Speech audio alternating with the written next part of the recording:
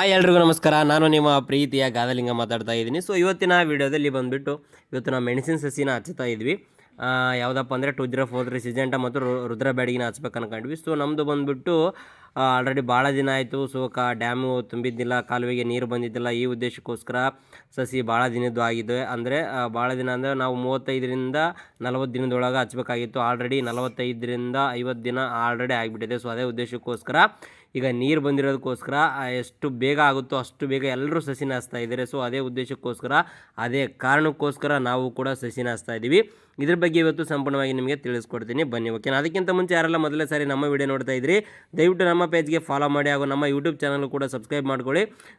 ಹಾಗಾದರೆ ಬನ್ನಿ ಇವತ್ತಿನ ವಿಡಿಯೋವನ್ನು ಶುರು ಮಾಡೋಣ. ಸೊ ನೀವಿಲ್ಲಿ ನೋಡ್ತಾ ಇರ್ಬೋದು, ನಮ್ಮದು ಕರೆಂಟ್ ಮೋಟ್ರಿಂದ ಹಚ್ತಕ್ಕಂಥವಲ್ಲ. ಇದು ಬಂದುಬಿಟ್ಟು ಅಂದರೆ 11 ಗಂಟೆ ಕರೆಂಟ್ ಬಂದಿತ್ತು. ಸೊ ಇವತ್ತು 11 ಗಂಟೆ ನಂತರ ನಾವು ಹಚ್ಚಕ್ಕೆ ಸ್ಟಾರ್ಟ್ ಮಾಡಿದ್ದು. ಸೊ ಅಲ್ಲಿವರೆಗೂ ಕಳೆವು ತೆಗಿತಿದ್ರು. ಸೊ ಕಳೆವು ತೆಗೆದ ನಂತರ ನಾವು 11 ಗಂಟೆಯಿಂದ ಹಚ್ಚಕ್ಕೆ ಸ್ಟಾರ್ಟ್ ಮಾಡಿದ್ದು.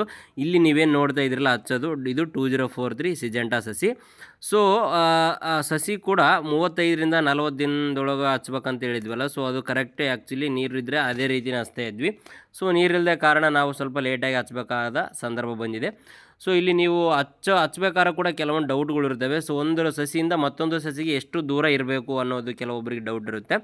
ಸೊ ನಮ್ಮ ಪ್ರಕಾರ ಒಂದು ಗೇಣು ದೂರ ಇದ್ದರೆ ಪರವಾಗಿಲ್ಲ ಅಂತ ಅನಿಸುತ್ತೆ.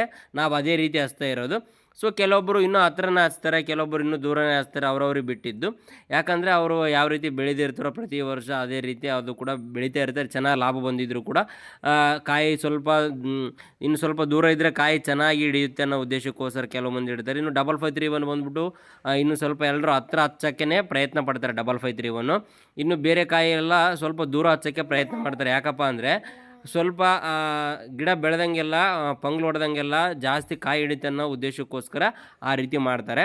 ಸೊ ಇದು ಬಂದುಬಿಟ್ಟು ರುದ್ರ ಬ್ಯಾಡಗಿ ಸಸಿ ಕಿತ್ಕೊಂಬಂದಿದ್ವಿ. ಸೊ ನೋಡ್ತಿರ್ಬೋದು, ರುದ್ರ ಬ್ಯಾಡಗಿ ಚೆನ್ನಾಗಿದೆ. ಎಲ್ಲ ಬೇರು ಕೂಡ ಚೆನ್ನಾಗಿ ಬೆಳೆದಿದೆ. ರುದ್ರ ಬ್ಯಾಡಗಿ ಬೇರು ಕೂಡ ಚೆನ್ನಾಗಿ ಬಂದಿದೆ. ಇದು ಕೂಡ ಅದೇ ರೀತಿ ಹಚ್ತಾ ಇದ್ದೀವಿ ರುದ್ರ ಬ್ಯಾಡಗಿನೂ ಕೂಡ. ಸೊ ರುದ್ರ ಬ್ಯಾಡಗಿನೂ ಕೂಡ ರುದ್ರ ಬ್ಯಾಡಗಿ ಸ್ವಲ್ಪ ಬೇಗ ಬೆಳೆಯೋದ್ರಿಂದ ಏನಾಗುತ್ತಪ್ಪ ಅಂದರೆ ನಾವು ಸ್ವಲ್ಪ ಹತ್ರ ಹಚ್ಚಿದ್ರೂ ಪರವಾಗಿಲ್ಲ, ಸ್ವಲ್ಪ ಜಾಸ್ತಿ ಸಸಿನೇ ಹಚ್ಚಬೇಕಾಗುತ್ತೆ. ಸ್ವಲ್ಪ ಬೇಗ ಬೆಳೆದು ಬೇಗ ಕಾಯಿ ಹಿಡಿಯುತ್ತೆ ಈ ರುದ್ರ ಬ್ಯಾಡಗಿ ಬಂದುಬಿಟ್ಟು.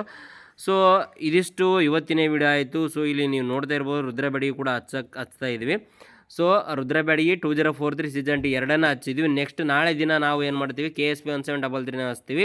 ಸೊ ಆ ವಿಡಿಯೋ ಕೂಡ ಆ ಸಸಿ ಕೂಡ ಯಾವ ರೀತಿ ಇದೆ, ಎಷ್ಟು ಚೆನ್ನಾಗಿ ಬೆಳೆದಿದೆ KSP 1733 ಅಂತ ಸಂಪೂರ್ಣವಾಗಿ ನಾಳಿನ ವಿಡಿಯೋದಲ್ಲಿ ನಿಮಗೆ ತಿಳಿಸ್ಕೊಡ್ತೇನೆ. ಸೊ ಅಲ್ಲಿವರೆಗೂ ಓಕೆನಾ? ಇದಿಷ್ಟು ಇವತ್ತಿನ ವಿಡಿಯೋ ಆಯಿತು. ಈ ವಿಡಿಯೋ ನಿಮಗೆ ಇಷ್ಟ ಆಗಿರುತ್ತೆ ಅಂದ್ಕೊಂಡಿನಿ. ದಯವಿಟ್ಟು ವಿಡಿಯೋ ಇಷ್ಟ ಇದ್ದರೆ ವಿಡಿಯೋಗೆ ಒಂದು ಲೈಕ್ ಮಾಡಿ ಹಾಗೂ ಮರೆದು ನಮ್ಮ ಪೇಜ್ಗೆ ಫಾಲೋ ಮಾಡಿ. ಧನ್ಯವಾದಗಳು.